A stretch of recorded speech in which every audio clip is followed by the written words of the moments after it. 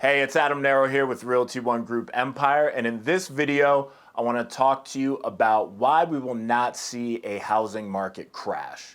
What we will see, in my opinion, is a housing market shift. So what do I mean by that? Now, the way the market is now, a lot of buyers, a lot of sellers are worried that we are going to see a housing market crash similar to 2008. Now, the thing with the crash in 2008, that was caused by mortgages, subprime mortgages, balloon payments. Basically, if you had a heartbeat, you could qualify for a mortgage. It didn't even matter how your finances looked. And that's what was the cause of the crash in 2008.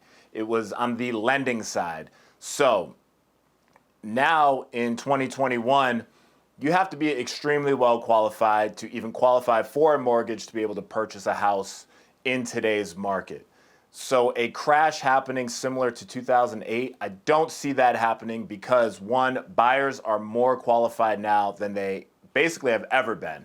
So their finances are in order, they have credit history, job history. It takes a lot more to get qualified as opposed to what it took in 2008. If you had a heartbeat, you qualified for a loan in 2008. So now the other thing, or the other reason why we won't see a crash happen similar to 2008, I've said it before, I'll say it again, is the lack of inventory. We simply don't have enough homes for the market to crash. There isn't enough supply for the market to severely tank like it did in 2008. So we have well-qualified buyers. We also have high demand because of the low interest rate. And then as of now, we also have low inventory. So a crash happening that happened in 2008, I don't see that happening just based off those factors alone. Now, what I do see happening is a shift in the market. So as you know, right now we are completely in a seller's market. You put your home on the market, you're more than likely going to get multiple offers over asking, no appraisal contingencies, no requests for repairs. It's a great time to sell your home. What I do see happening is that eventually that market is going to shift.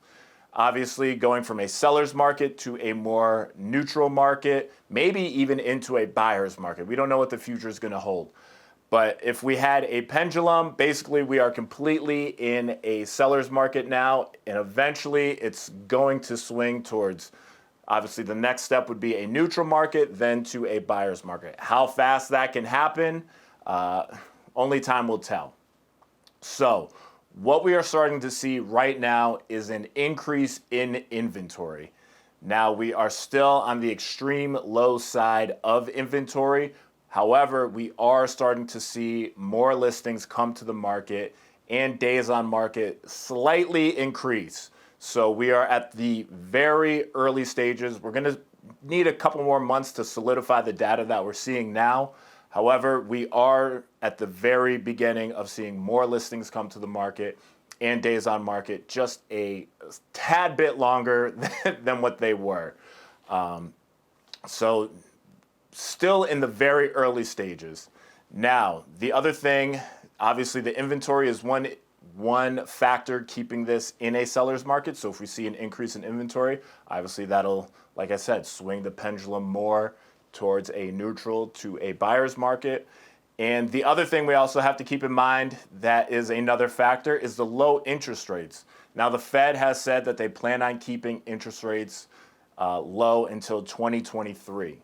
So if interest rates are low, that's obviously going to keep buyer demand high. So if buyer demand is still high and we still have a low number of inventory, that's going to keep it in a seller's market. Even though we're starting to see slightly more inventory come to the market and stay on the market, the more inventory we get with the low interest rates will bring the market more to a neutral or a balanced market, which honestly, we really need that. So if you are a seller, yes, we are still in a seller's market. However, the door is starting to open towards a neutral market. So if you've had thoughts of selling your home, I would recommend doing it sooner rather than later, because now you can still get over asking, multiple offers, no appraisal contingencies, no requests for repairs. So now is, the best time you can sell your home.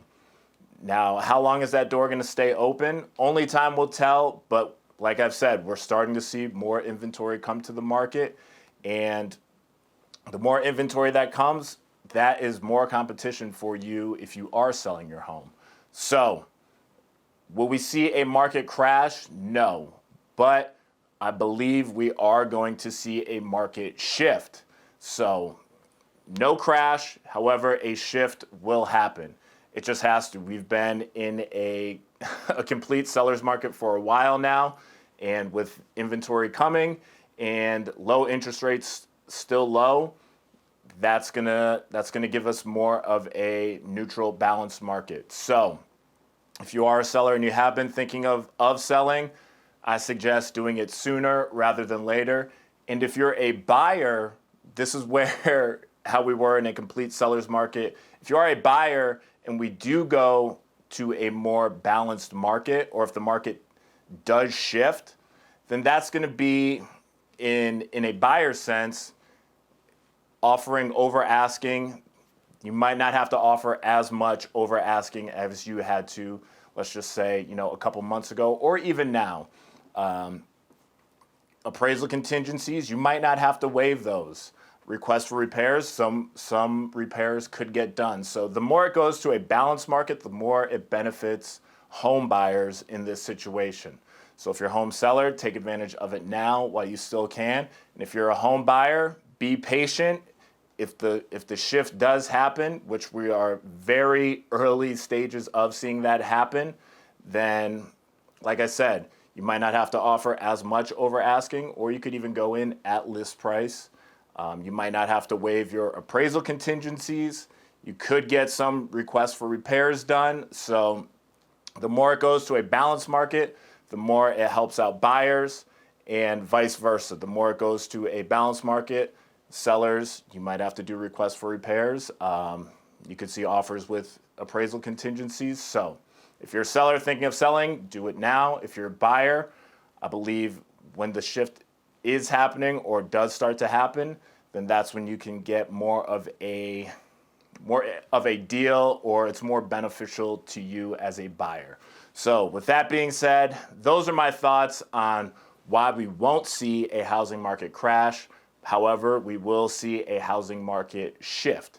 So if you like this video, be sure to hit the like button. If you want to see more videos like this, hit the subscribe button. And as always, my name is Narreau, and I'll see you in the next one.